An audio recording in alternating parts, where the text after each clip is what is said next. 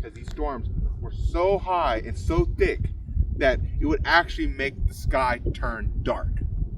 So these were called black blizzards, where these storms were so thick that you needed to get light in order to see. And we're talking about like these storms that would go into these cities at 3 in the afternoon, and they need streetlights because they were that thick. These black blizzards, that's what they were. They were so thick.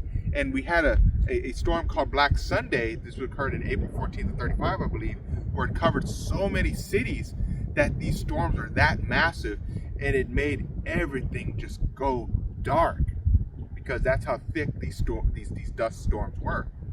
That's how bad the drought was. That's how bad the farming techniques were, where all this land that was tore up now went sky high, and it literally blew away.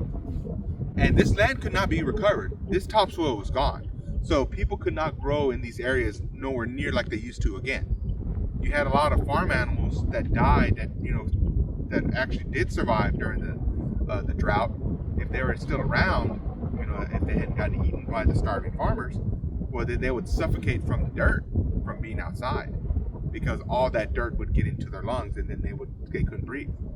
And that's why you had to wear a mask, because people try to breathe in and out. All that dust would go into the nasal cavity, go into the lungs. That's how bad these storms were.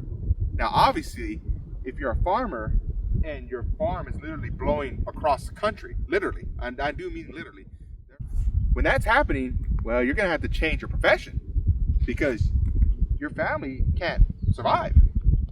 You can't feed your family, you can't feed yourselves. So you're gonna have to either change your profession or move.